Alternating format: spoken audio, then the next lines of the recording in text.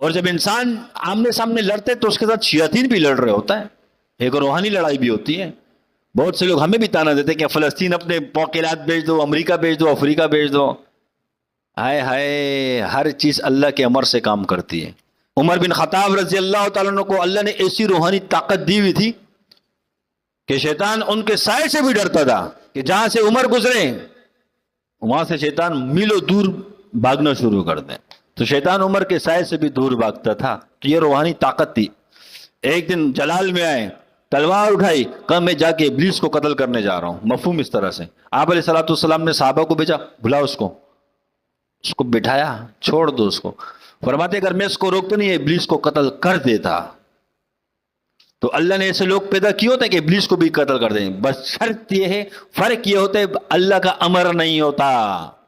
حدیث قدسی کا مفہوم ہے کہ جس کو میں اپنا ولی بناتا ہوں میں اس کے ہاتھ بن جاتا ہوں جس سے وہ پکڑے، میں اس کی آنکھ بن جاتا ہوں جس سے وہ دیکھے، میں اس کی زبان بن جاتا ہوں جس سے وہ بولے، میں اس کے پاؤں بن جاتا ہوں جس سے وہ چلے. اس کا مطلب کیا ہے کہ اس کی آنکھ کا دیکھنا اللہ کے امر سے، اس کی کان کی سماعت سننا اللہ کے امر سے، اس کی زبان کے الفاظ اللہ کے امر سے، اس کے ہاتھ کی حرکت، پاؤں کی حرکت اللہ کے امر سے. جب اللہ کا امر ہوگا پھر دیکھنا کیا ہوگا. تو یہ اللہ کے امر سے ہوتا ہے. ولی کو ولی مانو لیکن ولی کو خدا بھی نہیں مانو. مخلوق کو مؤثر بذات نہ سمجھو. یہ بولو کہ اللہ نے اثر اس میں رکھا ہے، جب اللہ چاہے گا اس کے اثر کو دکھا دے گا. میدان بدر 313 صحابہ، سامنے 1000 کا لشکر. 1000 کے لشکر کے ساتھ مشورہ، طریقے، یہ کون سکھا رہے ہیں ان کو؟ ابو جہل کو کون سکھا رہا تھا؟ ابلیس سکھا رہا ہے. کون سکھا رہے ہیں؟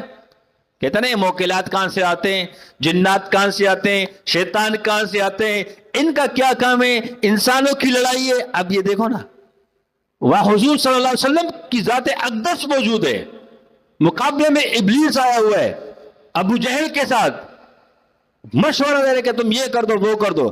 لیکن آپ علیہ الصلوۃ والسلام نے جب دعائیں مانگی اللہ نے کیا فرمایا؟ 500 فرشتے بھیج رہا ہوں. یہی تو موکلات ہوتے ہیں، اور کیا ہوتا ہے؟ قرآن میں اللہ فرماتے کہ جب تم جہاد کرتے ہو اللہ فرشتوں کو نازل کرتے ہیں جو کافر کے دلوں کو پکڑ لیتا ہے، ان پہ ہیبت طاری کر دیتا ہے. یہی تو موکل ہوتے ہیں، اور کیا ہوتے ہیں موکل؟ تم نے موکل کو کوئی الگ چیز سمجھ لیا. اللہ نے کیا فرمایا؟ 500 فرشتے بھیج رہا ہوں، 1000 بھیج رہا ہوں، 2000 بھیج رہا ہوں، 5000 بھیج رہا ہوں. پھر کیا فرمایا؟ میرے محبوب آپ کا رب خود لڑنے کے لیے آ رہا ہے.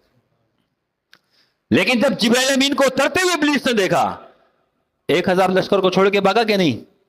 ایسے بھاگا کہ سمندر کے اندر چھلانگ لگ دی. بجھیل کہہ رہے کہاں جا رہے؟ کہا تجھے نہیں پتا، میں نے دیکھ لیا جو آ رہے. اور یہ سمندر کے اندر چھلانگ لگا کے اندر تے کے اندر چلا گیا اور اللہ سے کہہ رہا ہے اللہ تجھے اپنا وعدہ تو یاد ہے نا، تو نے مجھے قیامت تک مہلت دی ہے. کہتے ہو کہ یہ کہاں سے آگے موکل کہاں سے؟ تو یہاں روحانی بھی لڑائی ہوتی ہے.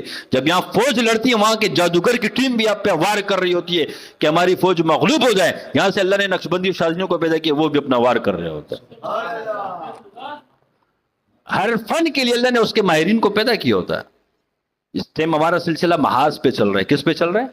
محاذ پہ. یہ علاج اور معالجہ تو بہانہ ہے، یہ تو ایک بہانہ ہے بس. ہمارا اصل کام علاج اور معالجہ نہیں، اصل کام تصوف ہے.